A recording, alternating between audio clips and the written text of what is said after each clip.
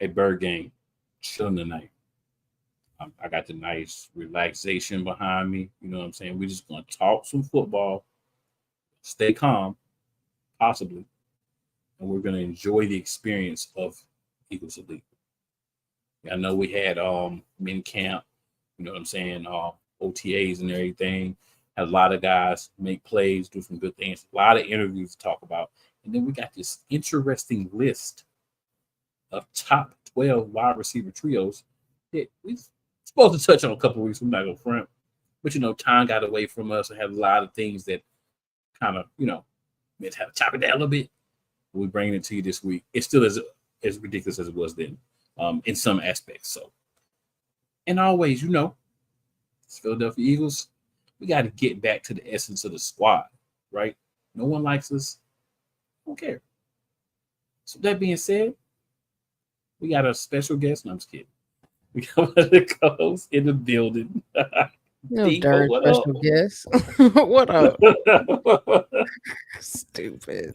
I'll be acting sometimes, y'all. I try to do better. I'm trying to do better. I'm working on it. No, you're not. Don't let him lie to y'all. No, you're not. That's how your people treat you. That's how your people treat you. But hey, I know you. Before we get any deeper into this, there's something we gotta do. So we're gonna do it.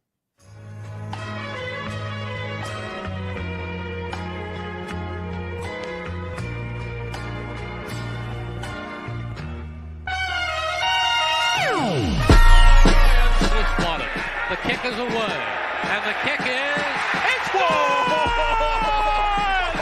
And the Eagles win! It's hard to come to South Philadelphia and leave here with the win. You just don't come to Philadelphia and leave here with the win.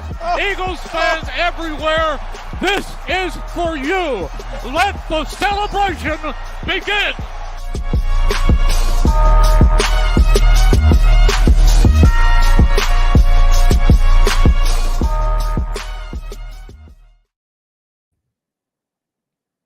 So yeah, we back. We already got some comments. Y'all know this is your spot for interactive Eagles talk. So we got Philly in the building. Philly says, I'm missing my birds and football. Yes, ma'am. Yes, ma'am. We're not the only one, man, especially with this finals that we've been given for the NBA. But I digress. And then Benny Boom, the hat master in the building. With the Fly Eagles Fly. What up, Benny? Fly Eagles Fly. What up, Benny? I decided to put on the bucket today, Benny, but if it wasn't the bucket, it would have been the Benny Boom creation. You know what I'm saying? Well, I got my Benny Boom creation on all day. I feel it. I'm not mad at it at all. All right, y'all. So we're going to start off, kick things going. So, Diva, any news or rumors or anything about our beloved Philadelphia Eagles? I'm going to be honest. I ain't been able to keep up. Been working.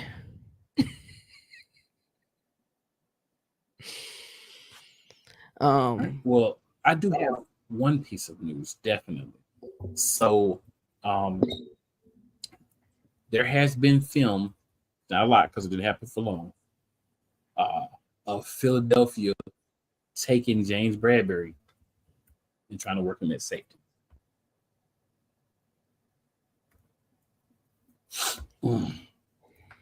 Let's just say it did not end well. What did I say yesterday in the chat? Ballhead is still gonna get burnt. That's probably even worse for him to be is safety. Unless you just gonna have him. The problem from the video that I saw was that he was doing the backing up, I do the go up and then back up drill with the safeties. And it looks like he might have pulled something or just tripped and fell, and then he was going after that. So it wasn't like there wasn't a lot. But at least they're open to putting him there, and he's open to being there, which could, I don't think my co-host is going to agree, but could be a benefit to the team. Yeah, we'll see. If you just let that man, his job should be to give help underneath or over top. That's it. No more, no less. That's it. That's all. She don't be giving them any breaks at all. No. And won't. There's also a lot of talk that we still might be the destination for Justin Simmons. Okay. So we'll see. We'll see how that works out. Right now, this is news because it's good-natured fun between two teams.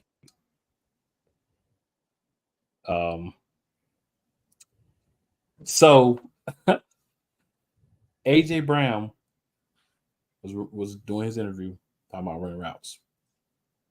So Quinyon Mitchell, everybody calls Q, right? Mm-hmm. Doesn't talk much, doesn't say much anything. Guess what he did tell AJ Brown? What? The route you ran was trash.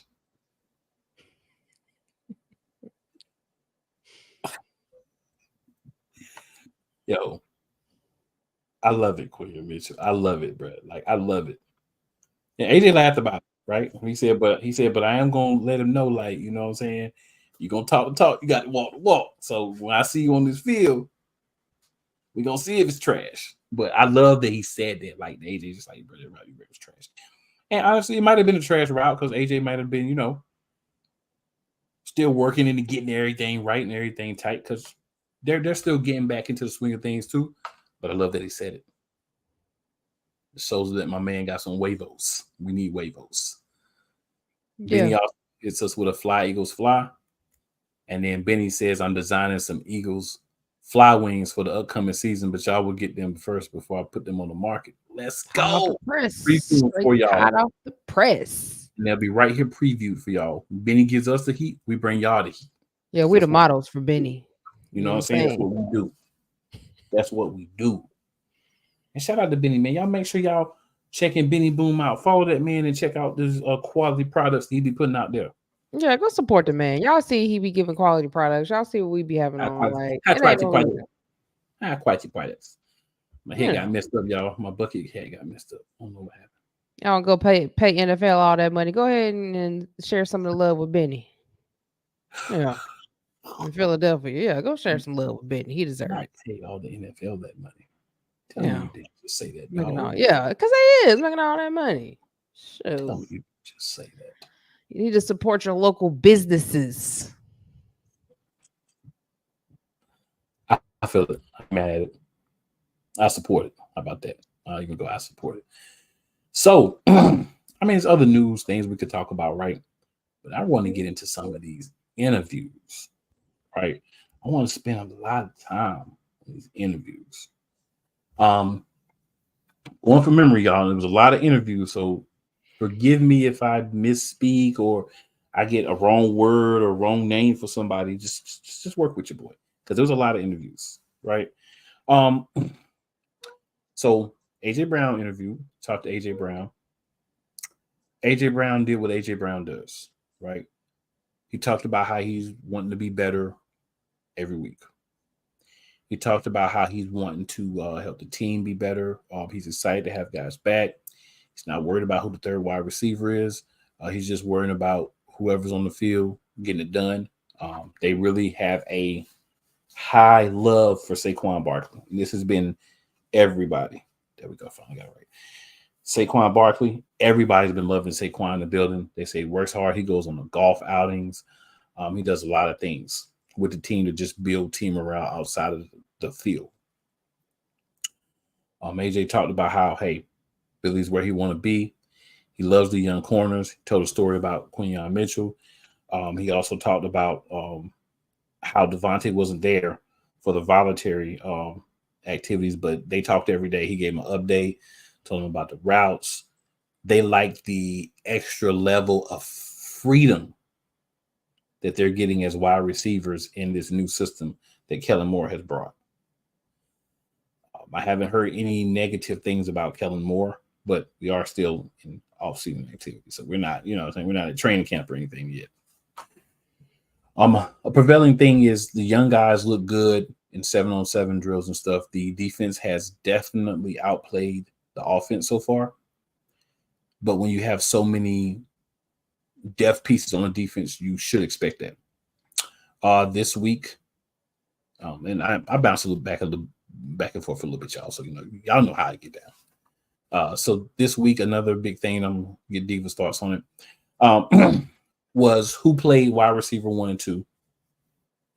Not wide receiver, excuse me, cornerback 1 and 2. So this week you had Slay out there as a 1, and then I believe Mitchell played some 1.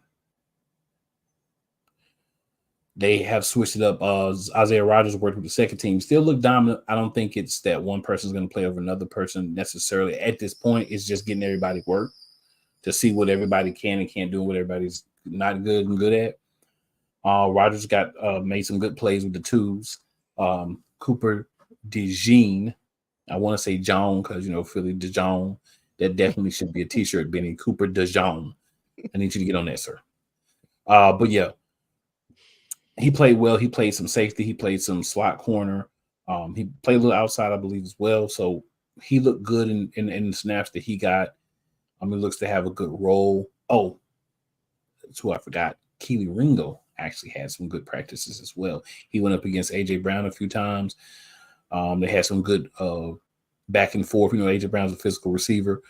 So they've been looking really well as far as getting into things. But again, it's 7-on-7s right now. So a lot of what AJ was saying too was like, and this is why I bring it back to him. A lot of what AJ was saying is everything looks great now, but right now we're in like the 7-on-7s. We'll see what it's like when we, full players out there. We'll see what it's like when we have pads on.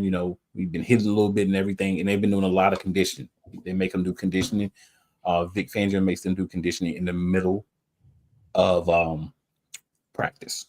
Offense and defense has to do conditioning. So we'll get into a lot of that because I've been listening to a lot of interviews and I'm trying to make sure that everything don't run together. So I kind of mentally cut myself off. Diva, so what are your thoughts on obviously AJ Brown said more than that, but AJ Brown's interview and some of the things that you've been hearing about what's been going on in the facility?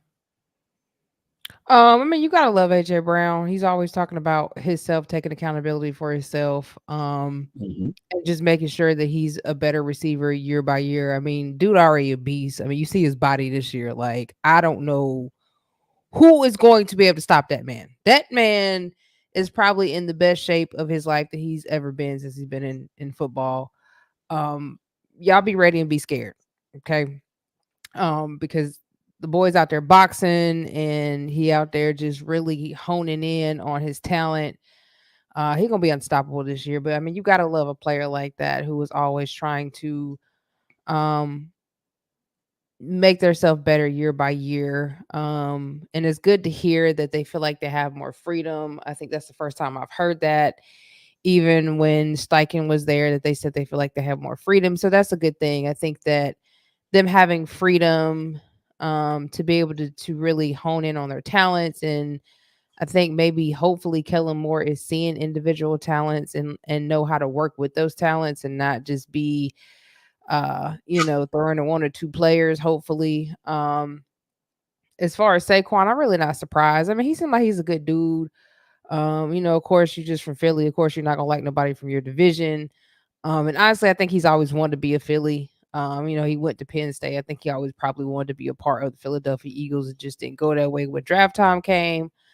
But we'll just have to see how the boys stay healthy. That's my only concern with Saquon is him staying healthy. It reminds me of Odell Beckham. He can't really stay healthy. So, yeah, it seems like I haven't really watched a lot, but just from seeing bits and pieces, it seems like everybody is in a much better headspace. They're feeling good about this season. I know I hear a lot of talk about Vic Fangio from the defensive side of, how they like his schemes, how they like who he is and the way that he is teaching the defense. I'm hearing that Jalen's probably going to be a monster this year. Davis looks good. He's probably going to be a monster this year from what we've been wanting to see. I think that's probably going to come to fruition. So I'm just happy. I'm just ready to see this on the field. Like, it's good to hear, but you want all that to translate on the field. So I am ready to see this talent on the field because what I'm hearing, what I'm seeing, it ain't no way that the Philadelphia Eagles should not be in the Super Bowl this year coming up. Period. That's it. That's all. So I'm bringing Wyatt in here. What's up, Wyatt? Glad you were able to join us, sir. What's going on, everybody? So Benny says, you can't find these in any sports stores or online. You can only get them from Benny's Designs. Go support that, man. Yep. Fact. And then Benny says he's on it about my Cooper DeJean t-shirts. You know what I'm saying? And then Benny also says, yesterday I watched the press conference from the coaches on defense, and I truly believe there won't be no mental breakdowns this season. There won't be any mental breakdowns this season. We had a lot of different ones to talk about. So Wyatt, I know you're just jumping in. I was basically talking about AJ Brown, his press conference, and then some of the things that basically just AJ Brown, his press conference for now, and then we'll get into some of the other stuff. Did you get a chance to see his press conference or hear any parts of his press conference? I got to see a little bit of it. Just talking about kind of the friendly competition he has with Quinyon Mitchell and everything. Yes. He says that he doesn't talk much, but he came out and said, that route was trash. Yes. I was just talking about that. I love seeing that sort of thing. It's great. And especially it's a whole iron sharpens iron type of thing. And I think it's just going to make Quinyon Mitchell that much better in the long run. Yeah, man, pretty much all the players had an interview, right? So I may not remember everybody's because everybody pretty much did an interview. But there were some that stuck out to me. Devontae Smith's one. So Devontae Smith got up, talked about the team. He wasn't able to make the voluntary OTAs. As some things he had to handle. He wasn't able to make it every day, but he was there some days. But he was there for the mini camp thing this week or whatever. So he's basically, talking about running routes, the difference in the defense, and he was the first one that brought up, this offense. He was the first one that brought up how they have more freedom in this offense, and him and AJ Brown don't want to really say anything about it because they want to hold it back for the season. But you can tell that they seem more excited, more relaxed in this new offense, and more looking forward to it. Now, again, I want to go back to only 7-on-7s. Nobody's hitting right now, right? We're playing 7-on-7s. We're not in full pass. We're not doing those things, but they're getting the mental reps. They're getting the rhythm. They're getting catch the ball, throw the ball, get interceptions, pass breaks. All those things are happening. So Hurts hasn't had the best go at it, but neither has Kenny Pickett. There's been some early rumors that, Jalen Hurts been outplayed so much by Kenny Pickett.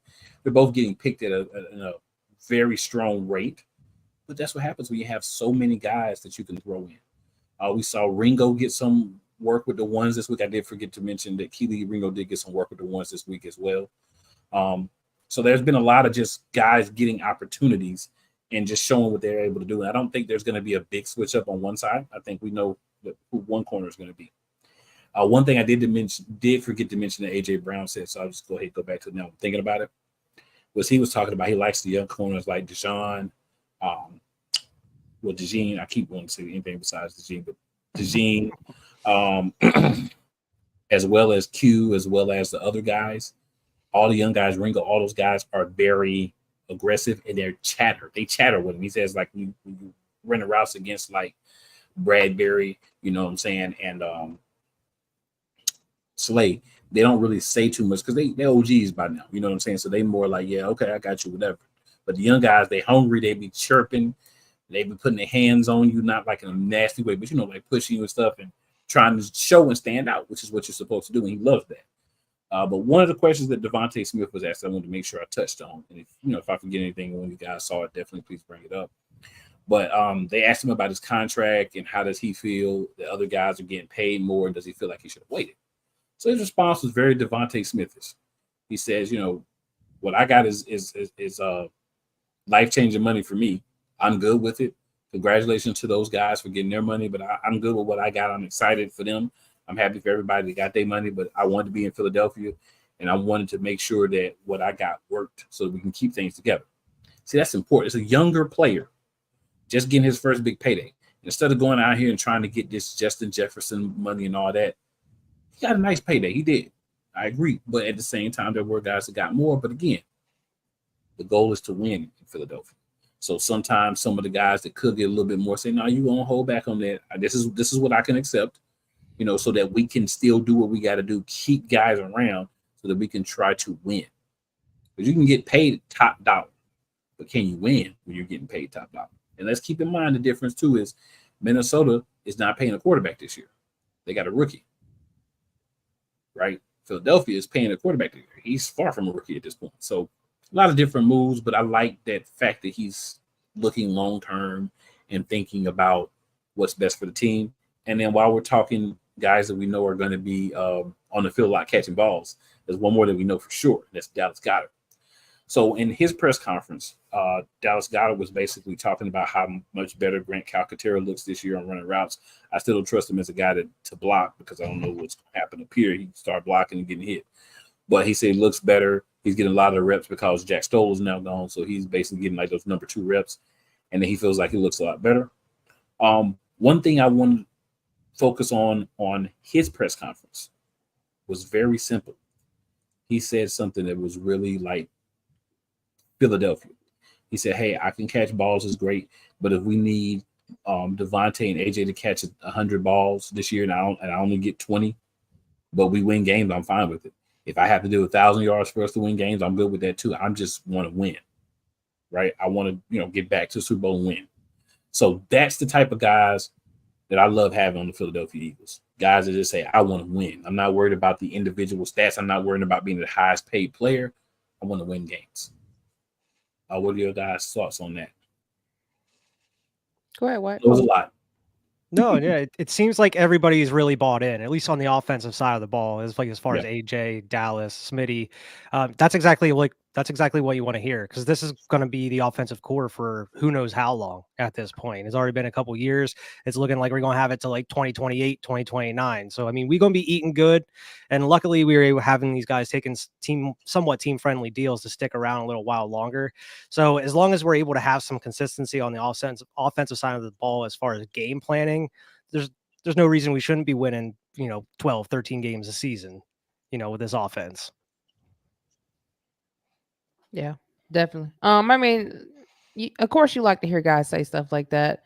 But also we know Dallas Goedert ain't never healthy, so I guess he knows it's gonna be one point in time where he ain't gonna be on that field. Yeah.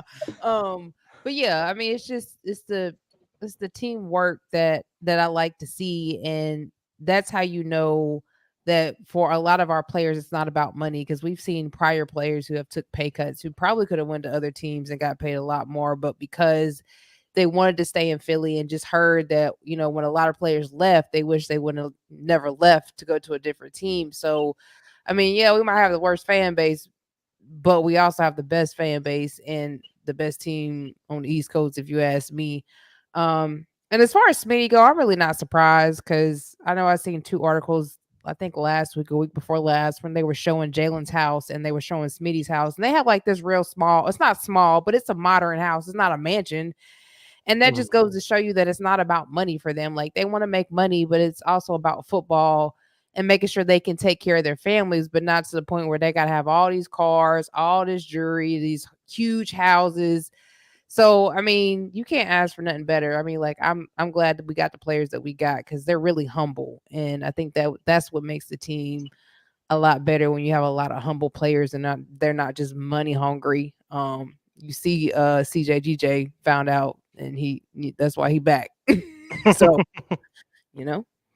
Yeah, I think it sets a good example and precedent for a lot of the young guys coming in as well. It's a lot of that leadership we've been talking about, all off season that was severely lacking last season. So it's a good start. And I mean, especially hearing about, I think, was it AJ that mentioned that like Saquon was the one that was starting up like a lot of like the team building activities, like going out golfing and doing his other stuff.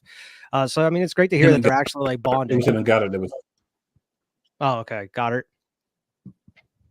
Yeah, it was him and Goddard that was saying Saquon was starting up, and he's part of a lot of the different activities. But yeah, it was definitely both of them. But yeah, it says a lot about what Saquon's bringing to the table. So, good people, we're about to take our first commercial break. We'll be back in a few. Rams fans all around the world. It's a beautiful thing to be a Rams fan right now. Stafford's back. We're going to see about Cup. and running back Kerryon Williams to return. Lend me your ears, or should I say lend Playmaker your ears, as he breaks down week by week everything in the Los Angeles Rams canon. Number 99, Aaron Donald. Can't wait for 2029 to come to know that you are going in the Hall of Fame, and it should be first ballot, no questions asked. Join the Playmaker as he breaks down everything Los Angeles Rams style in Ramily Talk on the Playmakers Blog Network YouTube channel and where you can find podcasts. Join Ryan McCarthy. I became a Jets fan because Kermit the Frog was my favorite Muppet because he was green, and the Jets wore green. That's how I became a Jets fan. And Dustin Henry. ESPN is cashing all in on let's pay a few personalities and we'll just kind of fill in the gaps. As they walk you through all of the world of sports from their perspective. The Albany Empire, it's a literal circus. No credentials required. Where, Ryan, say the tag. Where you don't need a press pass to talk sports. Live every Tuesday at 8 p.m. Eastern, 7 p.m. Central on YouTube and where you can find podcasts.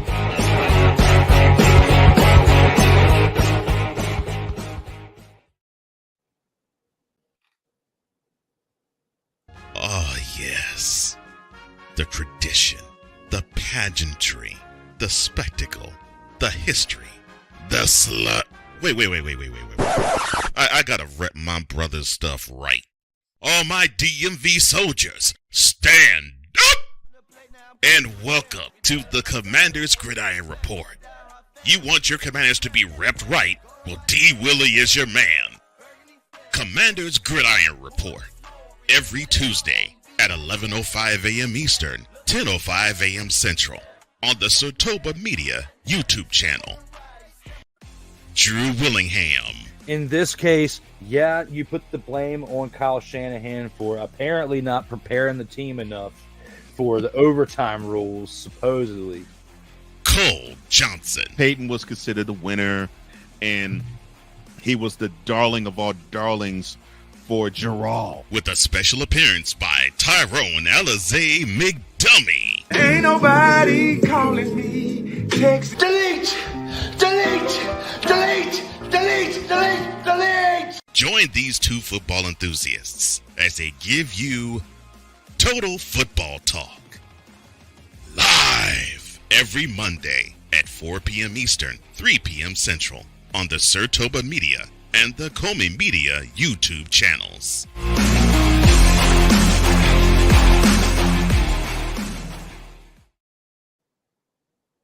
All right, ladies and gentlemen, we are back. So definitely some more players that I want to talk about, but we're going to sprinkle in a couple of coaches, and then we're going to talk about some more next week. So we're going to talk about players and coaches interviews again next week because there was a lot of, and there's a lot of good stuff they said. But Vic Fangio. Got to bring up Vic Fangio.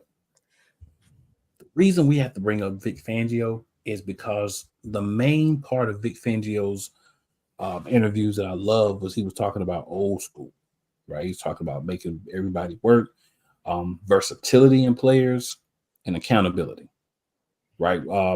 He's going to do something a lot of coaches don't do. He's going to have the defense learn all of these plays, and then as the season goes along in different situations, he's going to whittle them down. So instead of teaching them a little bit at first and then expanding it, he's going to teach them everything at first and then whittle it down as they go, which I think might be a good approach because you have so many guys on this team that seem to be very intelligent from the way they're interviewed, the way they talk, and the way everyone's reporting that they're grasping the differences in the playbooks. Because thinking about it, again, new offense and a new defense being installed.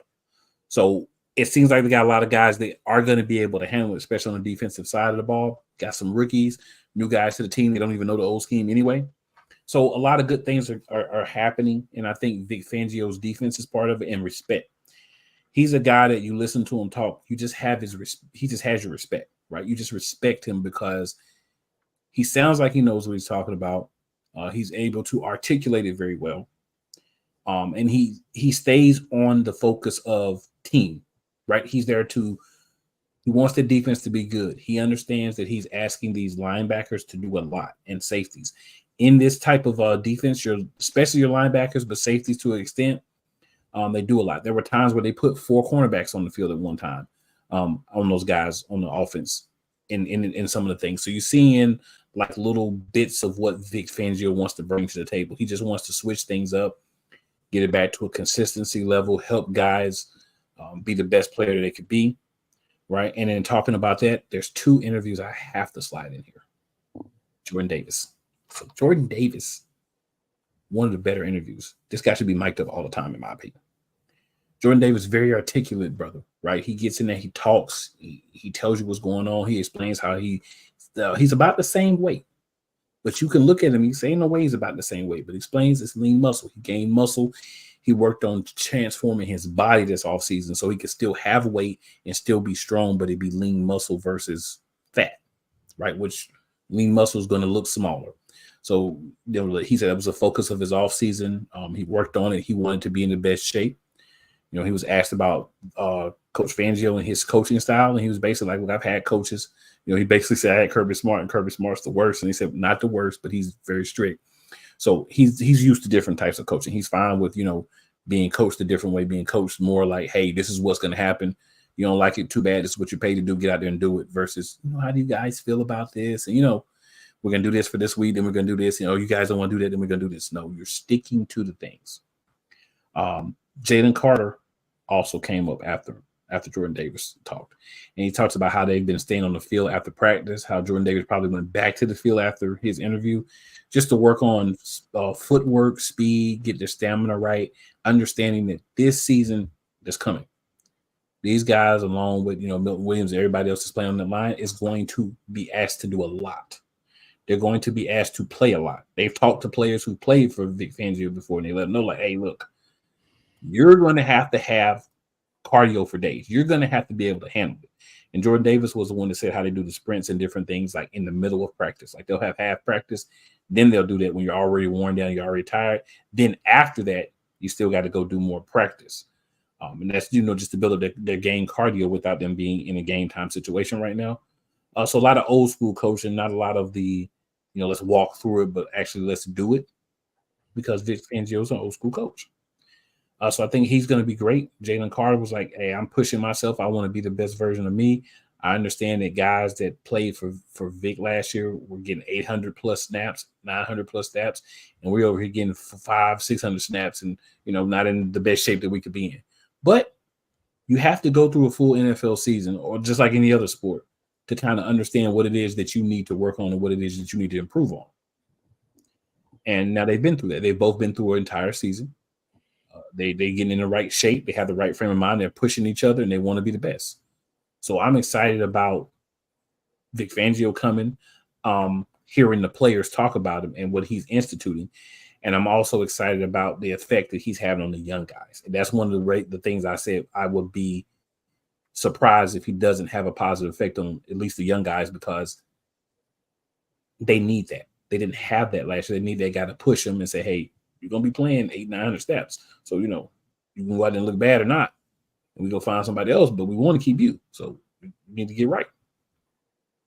So, Diva, we'll go first with you on this one. Any thoughts on that long 5 to 7 minute review?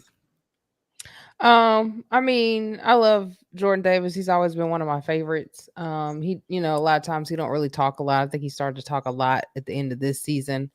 But I've always loved Jordan Davis and just the energy that he, has brought. And I'm glad he was able to show people, you know what I'm saying, that he's able to lose, because it was body fat. He had more body fat than he had muscle. So he lost the body fat and now he's all muscular. So I think people will really see the Jordan Davis that they've been hoping to see. A lot of us already saw it. But yeah, Jordan Davis is one of my favorites. So I'm really ready to see, how he can maneuver now that, he doesn't have as much body fat. Like, boy was already fast. Like, he's going to be faster. So y'all better be scared. Saw him chasing Josh Allen down last year. And he was big then, you know what I'm saying? So, and then I don't want him to be too small, because you need that weight to block that middle. I mean, you know what I'm saying? So people can't just run you over. That's the beauty. He's still the same size. I mean, the same weight. Same weight. It's just not. Yeah. He's more muscle and have as much body fat. And I watched him squat when they was watching Saquon. Like my boy was squatting a lot, so I already knew. Oh my boy. But as far as the Vic Fangio interview, love to see it. I mean, Vic Fangio's been around for a very long time, so you expect to hear him talk about like old school type of defense. I'm just glad that we finally have him and not the replicas of him. So, and a lot of people a lot of the team is talking really good. I know Miami really didn't talk, they've been talking bad since he left. So, I'm just excited to see. I think our boys are ready for that hard work just by having the last two coordinators that they had. It was just garbage. So I think they're ready for the hard work. And then that's the beauty of teaching them all these plays. So you're not just running 4 and 5 different plays over and over and over. Like they'll know different plays and then they'll know how to do the different plays. And then he's going to tailor it to them once the season starts. So he's able to tailor it to each team. That's the thing that we lack. Like a lot of our defense couldn't tailor the defense to each team. We kept running the same plays with every team. Like they were going to be set up the same way. So I'm ready to see how the boys work up under him. I think it's going to be really dynamic, more dynamic than it was when we saw it in 2022. But yeah, I love it. I'm ready. I mean, it kind of in a way reminds me of old Jimmy. We ain't had a good coordinator since Jimmy died. So I'm ready. I feel it. What about you, Wyatt? Yeah, I think with Fangio, it's going to be a lot more structured. Of course, like you mentioned, it seems like we're incorporating everything all at once. That way, it's like what Diva was saying. Last year, they were just kind of scrambling, trying to figure out what was working, what wasn't.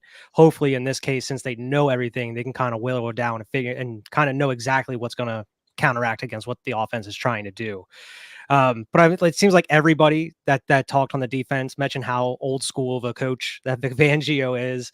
And I definitely think he's going to be a huge positive influence on a lot of the younger guys because he's going to hold them accountable.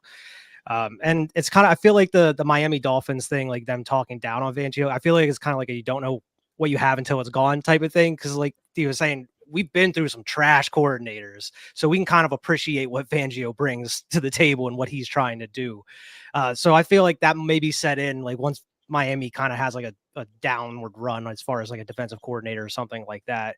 I don't know. Maybe they just didn't want to work hard as well too. I mean, out there in Miami, you want to party and everything, I don't know how it is down there, but yeah. I don't know. I think it's going to work out for the better. Like I mentioned, it's going to be a lot more structured. So hopefully a lot of these, we don't have guys running into each other, leaving people wide open across the middle of the field.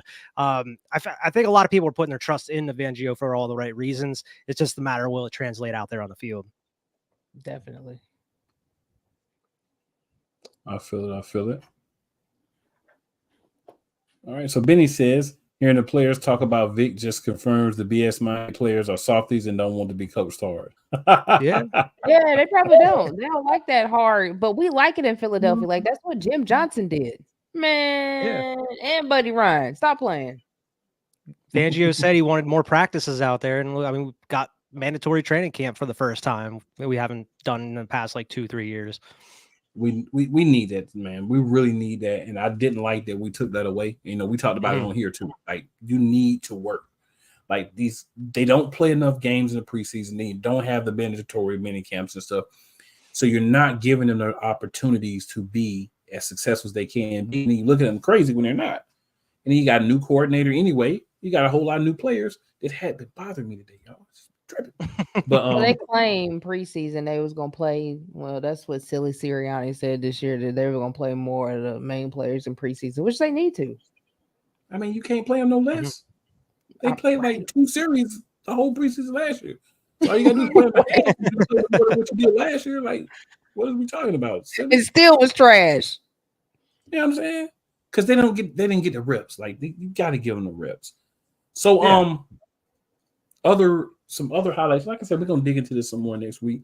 But some other highlights from some of the press conferences, because I want to talk about that top 12 wide receiver list. I want to talk about that. Top 12 wide receiver trios list, right? But before we get to that, 2 other ones that stuck out to me. Brandon Graham talked about a lot of young players and mentoring the players, and how even when he's done playing, you're still gonna see him in that facility. That, you know, taking over a leadership role. He's looking for guys to pass some of that leadership to this year. It helped transition because he's going to be gone after this year, not from the team, but from playing. He says, "This is going to be my last year playing, but I'm still going to be part of this organization."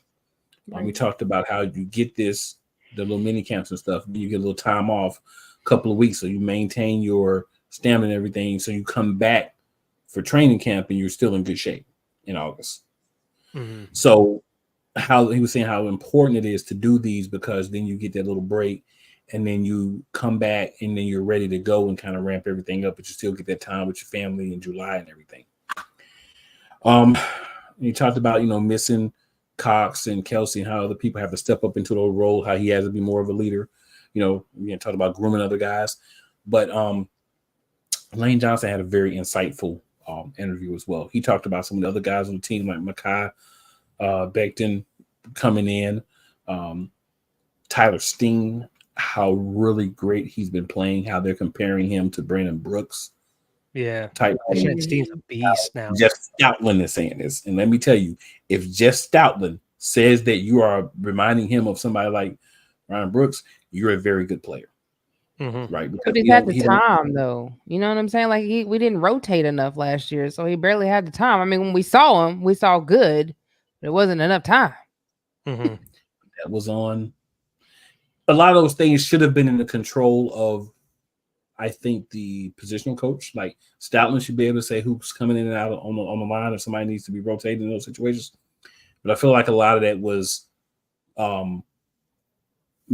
Sirianni himself and his hand-picked OC who he didn't let do his job. So I think that's where a lot of that came from. But I completely agree with you, Diva. I'm not disagreeing at all. Mm-hmm. You have to get guys ready. And I whined and complained about that a lot last year. You got Steen. You say you bring him into play him.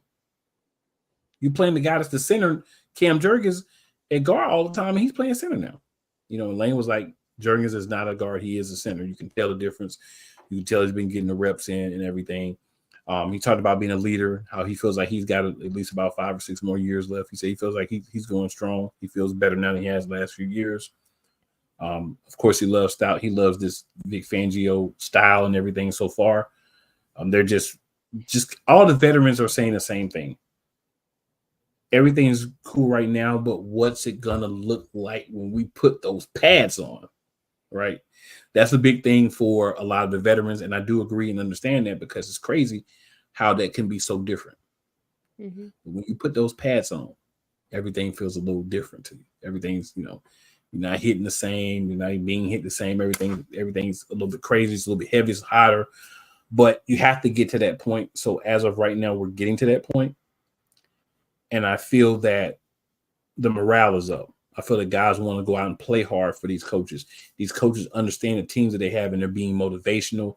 They're setting up parameters. They're teaching them. They're getting these guys ready so that they have confidence in them when the season starts. And also to jump back to Fangio, because y'all know I always have to jump back. I don't know why, but I do. But another thing that Fangio talked about was how when things are not going the way that they want, they're going to go back to basics. They're not going to change their game plan. They're going to go back to basics, right? If they're not out there, if they're out there and they're not playing like they should, they're going to just peel it back to the basics, and they're going to do the basics, and they're going to execute those. They're going to, rush. They're going to cover where they're supposed to. If they're in zone, you're expected to stay in your zone. You're expected to talk. You're expected to hand off your players. If tackling is of the utmost importance. So a lot of things that weren't there, as Diva said, we didn't have the person. We had their lackeys. Now we got the guy. So let's see what happens now that he's here. So that just makes sense, though. Go back to basics. That's what we lacked last year, was basics. Mm-hmm. Like, nobody tackle. Like, that's basic football.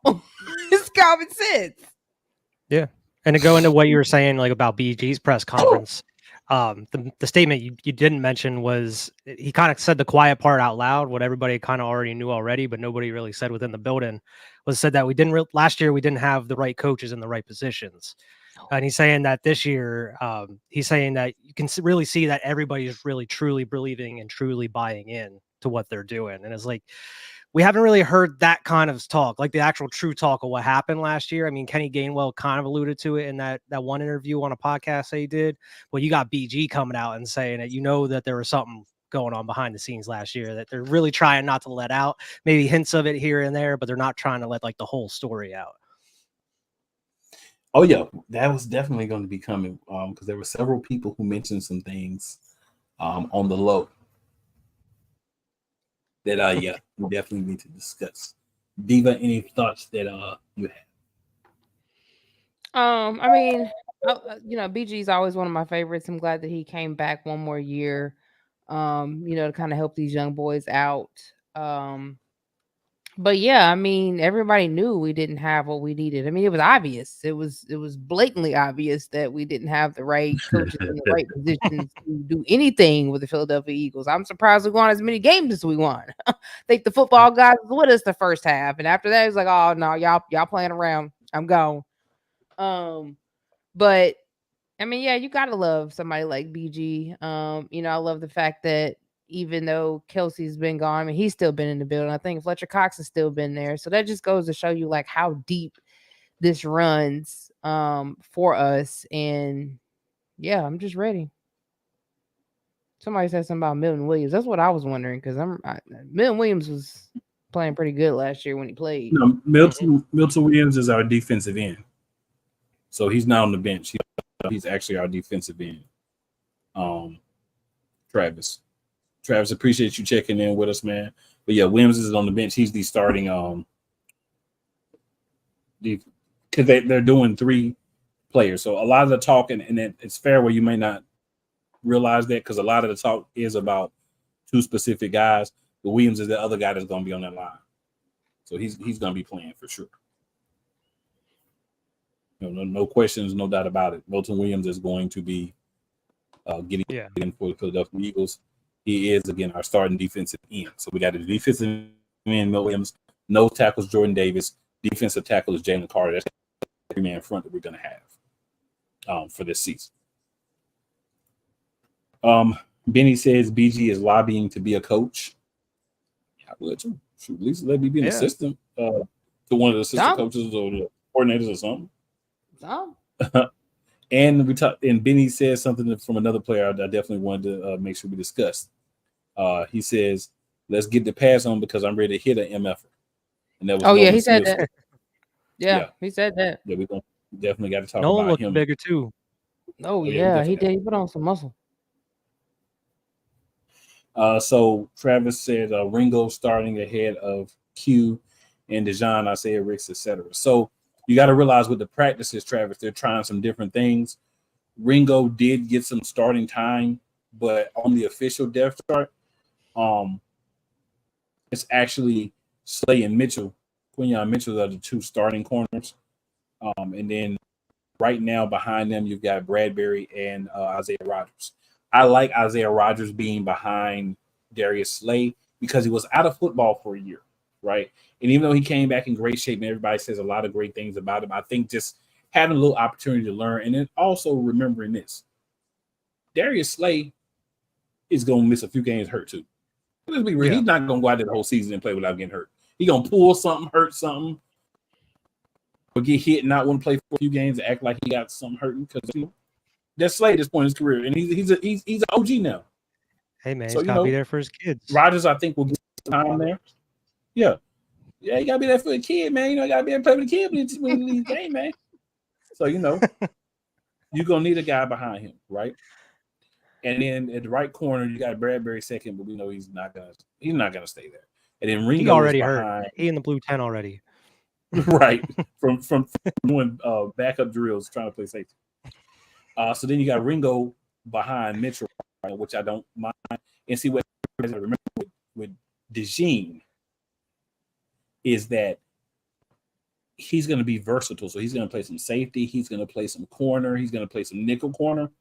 So he's listed as the backup nickel corner right now, but that doesn't mean he'll stay there. And even if he does stay there, he's going to be playing some at safety as well. So there's going to be a lot of different things that are going to be happening. Trust me when I tell you, from everything I'm saying, yeah, I saw that too. everything that they're saying is going to be a lot of guys playing. So it's not going to be the 2 starters playing the entire game at corner. They're going to be moving people around. They're going to be getting guys involved.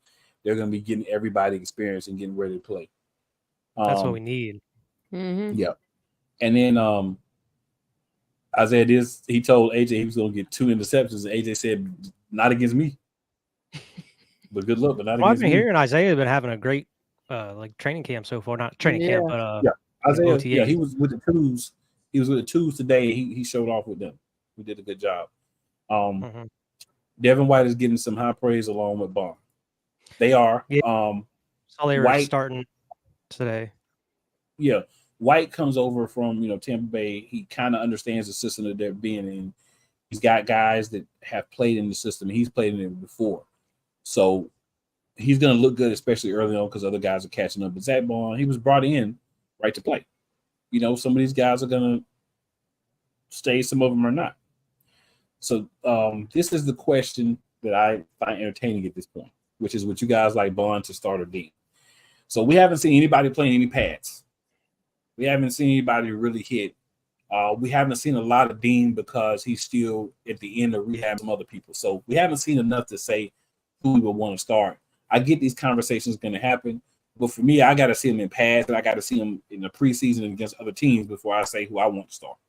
You know what I'm saying? Because looking good in shorts is great, but if you can't look good in shorts, you should probably be cut right away. You know what I'm saying? If you're on defense and 7-on-7s and you can't look good in shorts, when they're not running the ball, right? It's all going to be throws, and you can't get the job done. I mean, yeah. And with the way that Vic Fangio's defense is going to be switching it up a lot, we're going to be seeing a lot of these guys going in and out from being with the first team and second team and whatnot. You're not going to see the same guys consistently at one spot. Facts. All facts. Definitely going to be a lot of that. So I know I said we would talk about the thing. We will do that. But before we do that, Nolan Smith looks like he's been juicing. My man is swole. Don't say it out loud. They're going to drug test him. But no, I mean, when I say it's the show, what it's from what he looked like at the beginning of last year, but you could see like even throughout the season, him putting on some bulk. He did his press conference and he talked about how he still talks to Son, and how Hassan Reddick is, one of his mentors, and he looks at the game a different way, and learning from him, just sitting and learning was a great experience. Jeremiah Trotter Jr. was there. He talked about just learning, and whenever his opportunity comes, he's just going to be ready for it. He understands he's a rookie. He has a lot to look forward to. He's been wanting to be part of this organization since he was like 5-6 years old. So I really like what's happening with that, the fact that these guys are really taking this seriously. And another thing that was said was BG said, we're not really hazing the rookies like we did like when we came in. We're more like, hey, you come in here and help us win. Like we're more focused on trying to get the wins than rookie hazing at this point. We're trying to get everything together and, we're building something here. Absolutely. So Travis says, Dawkins said he loved interchanging movement of the defense and the versatility against the high spread NFL offense. Oh, yeah. He did. Brian Dawkins did say that. Brian Dawkins should also be part of this organization as far as some type of role. Yeah, he was for a while. I mean, he was. But he said he didn't like the way things was going. I don't know if that had to do with the higher. I think it had something to do with the higher up. So yeah, because I know it was like through the 16, 17, 18 seasons because he was there during that Super Bowl season within the organization. Yeah, I think he's definitely a guy that needs to have a role back with the team as well. Personal opinion, of course. But I'm very excited from what I'm hearing from all the guys, and we'll talk about some more interviews and we'll break down some of the coaching stuff next week. We'll have more interviews. I'm sure that'll happen between now and then, so some of them will be running over each other, but we'll make it work. But we are going to take a quick commercial break. After said commercial break, we're going to come back and we're going to talk about the top 12 NFL wide receiver trios and you guys' thoughts in the chats as well as our thoughts on this. So let's go.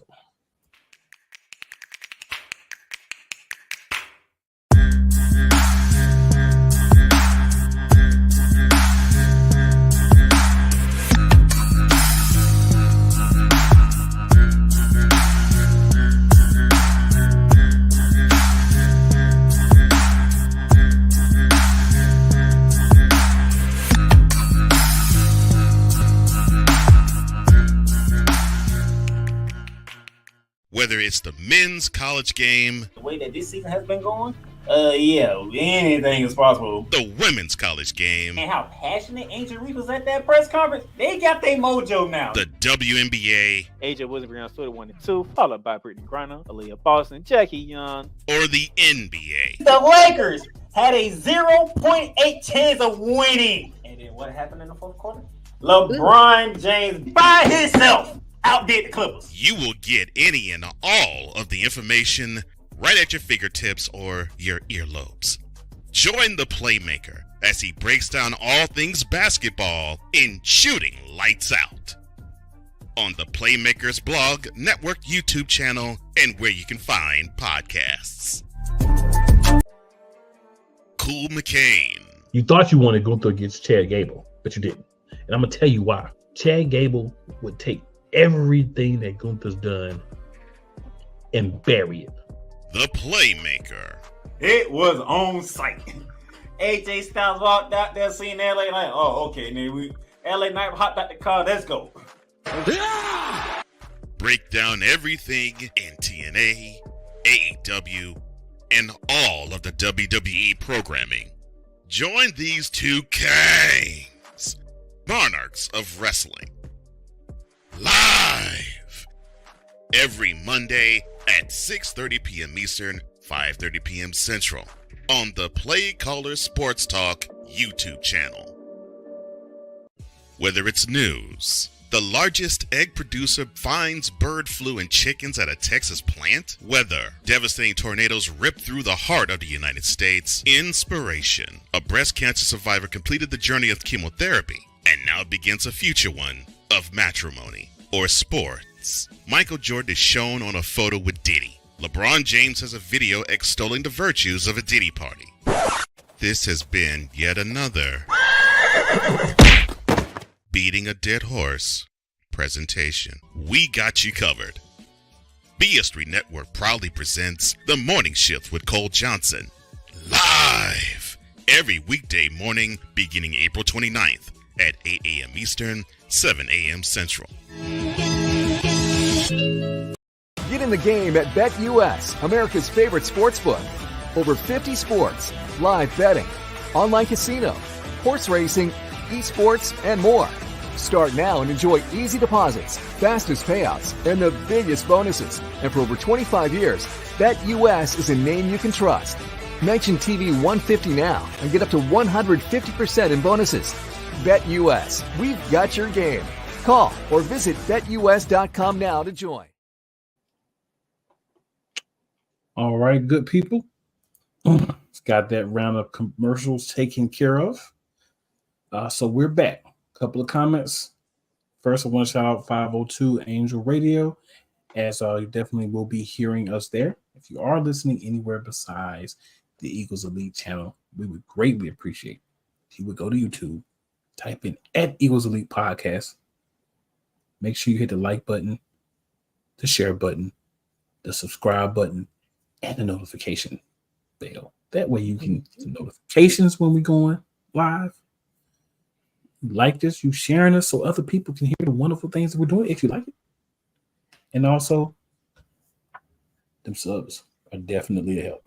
So appreciate everybody that has and everybody that will. We're going to speak it positively to effect. But just to slide into this. So this was created by CBS. Top 12 wide receiver trios for 2024. I'm very interested in because they're doing trios, not just the top two. So we'll start with number 12. Number 12, we have Tennessee Titans, and their trio that is being referenced here is DeAndre Hopkins, Calvin Ridley, and Tyler Boyd, who's coming over from Cincinnati, because can't pay everybody when you got to pay your QB and your top wide receiver, and maybe your second wide receiver, maybe not. So, what are you guys' thoughts on the trio of Calvin Ridley, DeAndre Hopkins, and Tyler Boyd being the number 12 wide receiver trio in the NFL? That sounds about right to me. It's not too bad. It's a talented group, but I don't know if it's nearly as talented as what we're going to be seeing. But it's decent. You just need to have a quarterback that can sling it to them. That part. That is a question. That is a question about them being top 12 when the guy that's throwing the ball, old Big Willie Styles, I'm not sure. We'll see if he improves this year or not, but that's what CBS thinks, right? So at number 11, they have the Dallas Cowboys and the trio of CeeDee Lamb, Brandon Cooks, and Jalen Tolbert.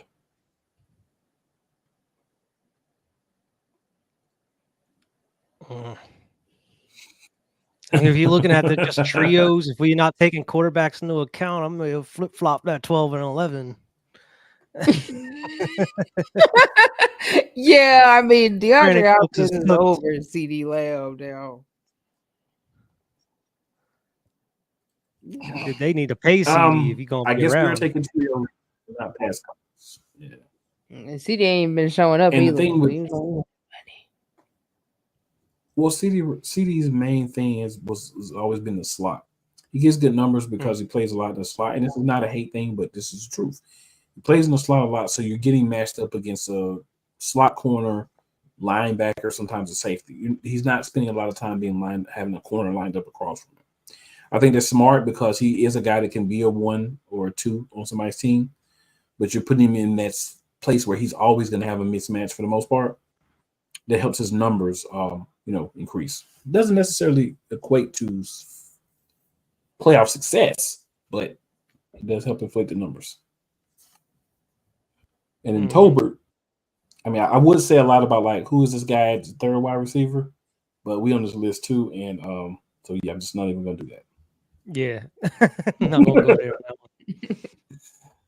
one. I'm not gonna go there because you got to be you can't be casting stones if you are living in a glass house. And, we don't even know who the number 3 receiver is going to be, which is what's crazy. We should know that in Philly, but we don't as of yet. That's okay because we will find out and we will pull it together because that's what we do. You know what I'm saying? That's what happens. All right, so at number 10, we have the Los Angeles Rams. So this is the first one where I feel comfortable. Like, all right, we got a quarterback who does throw the ball for a lot of yards, and he has multiple guys that should have really good seasons.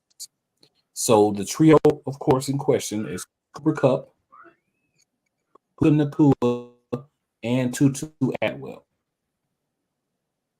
Puka came out with 1,400, almost 1,500 yards last year. Kupp was not himself, but we know how that goes. And then Tutu came in the beginning of the season, but kind of once Cooper Kupp got back. But the offseason with all 3 working together, they're going to find a way to help those guys be better as a trio. And this is really probably, to me, the first true trio on the list, too. Right? Because, like, DeAndre Hopkins and Ridley as a number 2, I don't know. Boyd, when you're 1 and 2 are different from what you're used to, you may not be as effective. I mean, we know the Cowboys were like that, too. They got to just play the best at the third wide receiver. Can't say too much because of the situation. So you guys' thoughts on the Rams, number 10? I'm surprised they aren't higher. I think that's a solid group they have there. Yeah, I'm surprised they ain't higher either. Solid group though. Yeah. So I was thinking that, but then I started looking at some of the ones above them. Yeah, I was thinking that too, but then I started looking at some of the ones above them. I'm like, man. So we'll get to that. So number 9, the Minnesota Vikings. Trio of Justin Jefferson, Jordan Anderson, and then Trent Sherfield.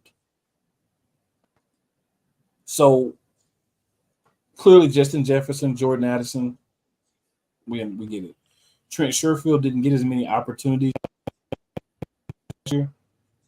But I think based off what he did when he did play, and taking over for KJ Osborne as a number 3, he'll definitely get the targets in that offense. And I think this will be a solid trio for them this year. So a little bit of forecasting, but I think it'll be a solid trio for them. You guys got any thoughts on Minnesota? I don't know too much about Trent Sherfield, but I mean, Jordan Addison, he exceeded expectations last year, did well for me on my fantasy squad. And, you know, Justin Jefferson, he's going to be balling out. I think another, similar to Titans, the big question is going to be how good is their quarterback going to do for them? Facts. I definitely agree.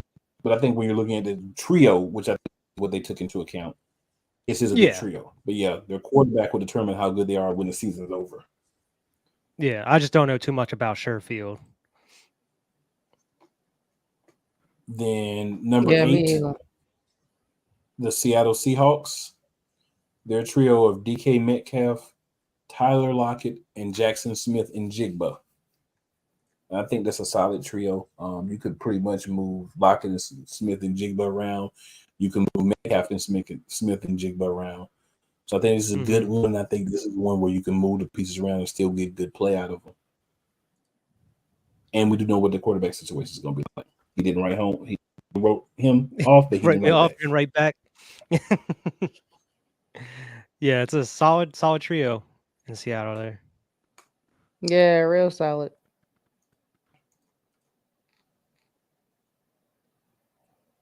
Now, if we're talking about a team that we might swap out for the Rams, who could possibly be over or slide down, I wouldn't be mad if you said Minnesota, just because Sherfield still has to prove himself as more of projection, but I'm fine with that. But definitely I would say Tampa Bay with Mike Evans, Chris Godwin, and then Trey Palmer. And the reason I would say that is because Chris Godwin is going to be hurt, we know. Right. Trey Palmer still kind of proving himself. And then Mike Evans, I mean, he's there. He's always been very productive, but at some point, you got to be slowing down some just due to age. Yeah. Mike Evans been out that mug forever. Forever. Boy got some miles on him. Some miles. Yeah, I think his last this contract he just signed with Tampa Bay, it was only a few years. Basically, everybody talking about he's gonna retire Buccaneer now because of that contract. I can see that. And they're probably all right. Any thoughts, Wyatt? No, I'm good, man. Good. I think, I mean, all right, first two are all right. 6. You guys made a lot of valid points. Yeah. So at number 6, we got AJ Brown, Devontae Smith, and we're just gonna say whoever is the third wide receiver. I like that. Yeah, because the question you have to ask yourself, right, when we're thinking about who the possibilities are, right? Paris Campbell, Anaya Smith, Johnny Wilson, even John Ross. And I say this for this point specifically. John Ross is very fast. He's a very good player. He just had a lot up here that was affecting him when he was playing before. So he kind of turned it around, got his mind, his body right. So now he's back for another opportunity. I don't know if he'll make the Eagles, but I'd give him as good a chance as some of those other guys at the end, just because he's nice with it. Like, this is a guy that speed for days, hands catching the ball, following through, run the correct routes, assignments, things that were his problem, but not the speed. And he said he's just as fast as he was when he came into the league.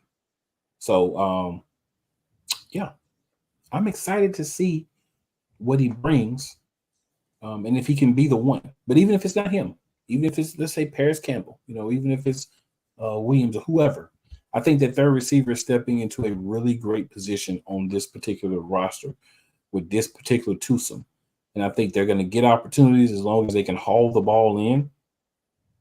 Not like our previous third wide receiver, Mr. Watkins himself, but can actually just haul the ball in and make the plays when you're called upon. I mean, they're gonna have a great season. And I think that's why we are ranked where we are, just because of the strength of really on GP for the top two guys, and then whoever that third is, we're number. I know you guys have some thoughts on us. So what you guys got? I mean, we the Eagles. I mean, we deserve that number 6, probably deserve a number 4 spot, but yeah, I mean, but we have talent at that wide receiver spot. I mean, besides, like you said, Mr. Quez Watkins himself, that's not there anymore. Like we got talent. So yeah, I mean, I'm cool with that. Yeah. Okay. Trying to put bias aside, I would definitely say we need to be up a little bit more, maybe like 1 or 2 spots, just because of the consistency with AJ and Devontae both having over 1,000 yards in multiple seasons here together. And not only that, just being able to stay consistently healthy. They don't really miss a lot of games between either of them. When you look at a lot of this list, either that 1 or 2 wide receiver spot, one of those guys is going to be out multiple games. So I think as far as staying healthy and then consistently getting over 1,000 yards, I think that should boost us up a little bit. And it doesn't matter who that third spot is. Like, it's going to complement both these other guys very well. So it doesn't matter who you throw in there. I think they're going to be eating, like you said, cool. But compared to everybody else that's on here and even kind of peeking at those first couple spots there, it's up ahead of us. You can slide us up maybe 1 or 2 spots. Yeah. I would just say I think the reason why we're here is because we don't firmly know who the number 3 is. If we definitively knew who it was, I feel like we'd be a little bit higher. That's just what I'm telling myself, at least. If this was duos, they'd still be hating on us. Cool, you know it. Now, if it was duos, I would be going in if we were still at 6. Playmaker in the house, my co-host for Monarchs of Wrestling.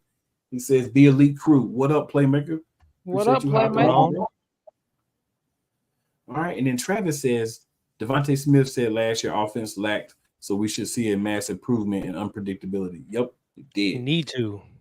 It's a lot that was said that we didn't talk about so far this week, but we will be talking about that next week. Trust and believe, because there was a lot of strays and a lot of direct shots taken by players in their talks. So we're gonna talk about some of that next week for sure. I was watching it like, oh, them boys have been holding back long enough. Man. Oh. All right, so at number 5, we got Brandon Ayuk, Deebo Samuel, and Juwan Jennings from the San Francisco 49ers. I don't have a problem with they being a little bit higher just because Juwan Jennings did get some on the team last year. We know what Ayuk and Samuel can do, assuming that they're both there this year. Of course, that's what we're assuming when we're doing this. So I don't have a problem with them being ahead of us just because that third is a little bit more solidified there. What are you guys' thoughts? Yeah, I agree. Deebo just needs to stay healthy, and he also a running back as well. So, I mean, I'm sure they're going to, even though it's a wide receiver trio thing, I'm sure they're taking that in account as well. But yeah, as much as I hate to admit it, yeah, they deserve to be up there. Yeah, they do. Unfortunately, but yeah. I hate them though, but yeah. They deserve it. You signed. I feel it. All right, and number 4. Now, this is one of the ones where if you were coming to me and saying, "Hey, this is a team that I think we should slide in and we should move up a spot, maybe still behind San Fran, but maybe we should be 5, and they should be 6, and then San Fran could be 4." It's the Cincinnati Bengals, and I agree with that because we know Jamar Chase. Jamar Chase is nice. No doubt about it. I don't think anybody here would argue that. Anybody in the chat, I don't think he would argue that either. We know T. Higgins is, if he's there, because he ain't showed up yet. But if he's there, T. Higgins. No, but I mean, T. Higgins he's a good receiver. Because remember, he was hurt last year, so that's why his numbers don't look as good as they could. True. But here's where I would draw the argument. I know that Philadelphia doesn't have a defined third receiver yet,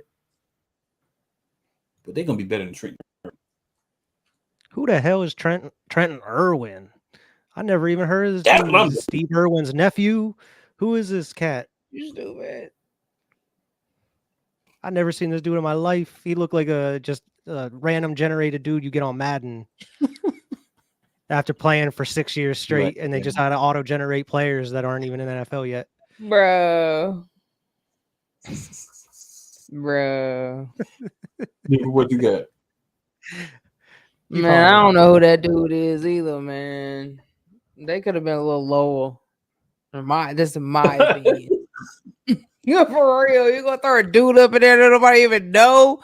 Ain't even had no stats last year. Like, bro, who is you? Who is this guy? I looked at Where this. you I come was from? like, who?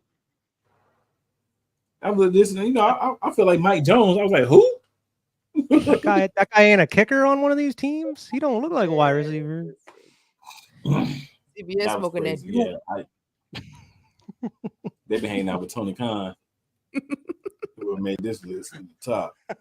All right, number 3, we got Tyreek Hill, Jalen Waddle, and Odell Beckham Jr.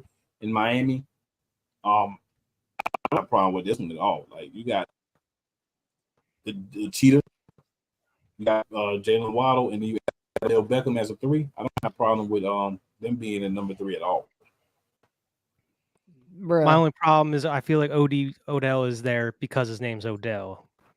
Right. Odell ain't been Odell since he left the Giants. Okay. But you gotta remember, right? But you gotta remember, this is as their number 3, so he's gonna be going up against safeties. He's gonna be doing CeeDee Lamb type play. Yeah, that boy ain't gonna be going up Lamb. against nobody like he did last year in Baltimore. You barely saw that boy on the field. I don't want to hear that. I'm not buying that. I'm sorry that he's gonna be going up against his own body because he's gonna be hurt all season. That's it. That boy He's gonna be get on hurt that 2 games sideline. in. He might come in 1 or 2 plays, and that's it. You're not gonna see that boy out there, man. I don't want to hear that number 3. When Deshaun came back to us, hurt every 2 plays. Go and sit that out. I'm sorry, bro. He not the number 3. He not gonna be the number. I'm telling you. They just said that right now. That boy is not gonna be number 3. That boy is going to be number 4. I don't have faith in Odell right now. I'm the same way. I agree they need to be up there because those top 2. Yeah, the top 2. Tyreek are amazing. I agree. Waddle, yeah. But Odell, OBJ, no. Yeah, I Y'all didn't want to give him number 3 props. Y'all was harsh, boy. Oh man, that's what we here for. Y'all talking about me? Y'all harsh. Y'all talking about me? I'm just saying, y'all talking about me. Y'all harsh. It's not harsh. Y'all We stating facts, this man. Y'all basically said this man cannot be a number 3 receiver with 2. He can't. Speedsters. Isn't that what he pretty much was with the Ravens? Where was he at last year? My point. Number 2. Was he? I mean, he still didn't do not much at number 2.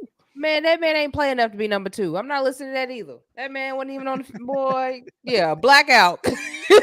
Number 2. Number 2 where? Doing what? I think Rieger had more touches than he did. Boy, stop playing. Stop playing. Go on, stop playing. Shots fired. Stop playing. Shots fired. I'm just saying. All I can get at one is the day look with little Drew up the corner of my mouth. Be honest, man. Listen. The James Harden meme. All right, y'all. So check it.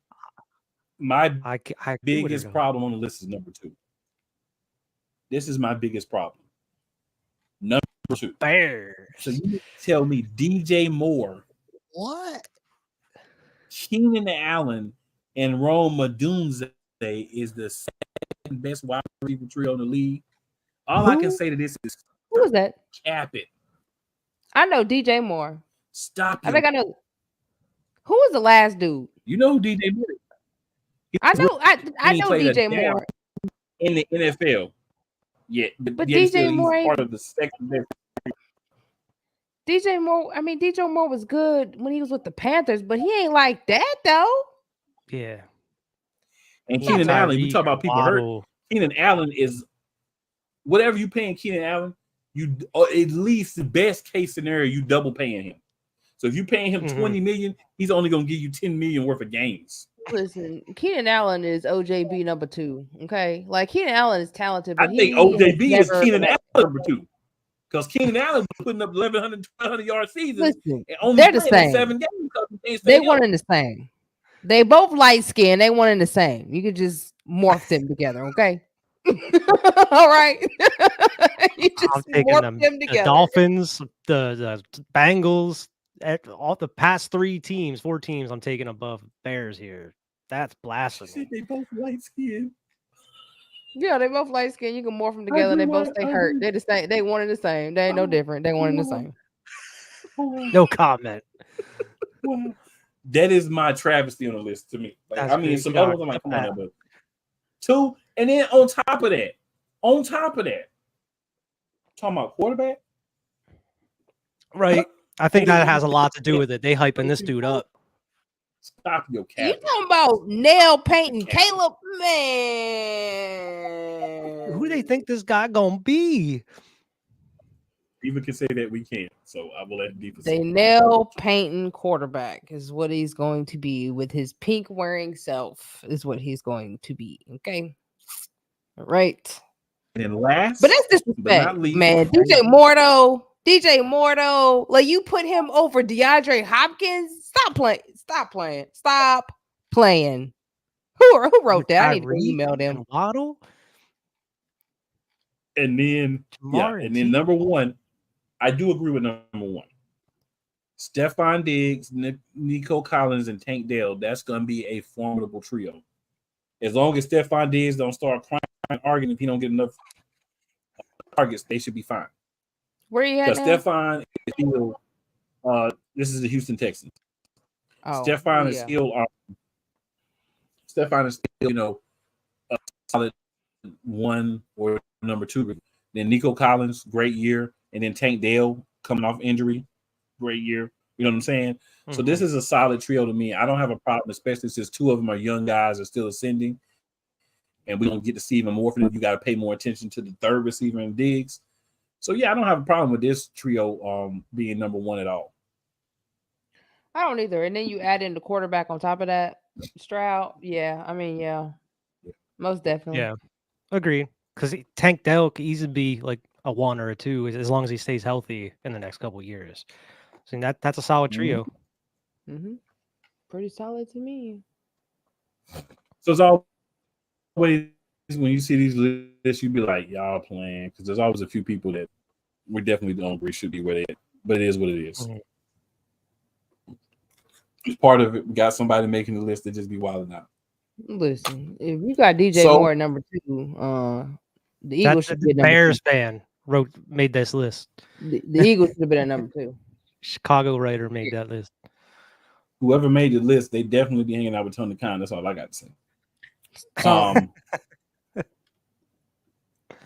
Yeah, so you know how I go with the list. Like we look at these lists all the time, and they be crazy. A lot of times they're just wrong. It is what it is. It definitely gives us something to talk about. Excited that we're getting to the point where we're starting to get this type of stuff, right? People starting to do some rankings on different positions and stuff, which means we're getting closer to where we want to be, which is football season. Mm-hmm. 2 months. Yep. So again, shout out 502 Angel Radio. Shout out. For those of you who are part of the actual YouTube and you're watching this on YouTube, the commercial in regards to BetUS, let me give you guys what to use so that your peoples can get a little bit of kickback from you getting up on there.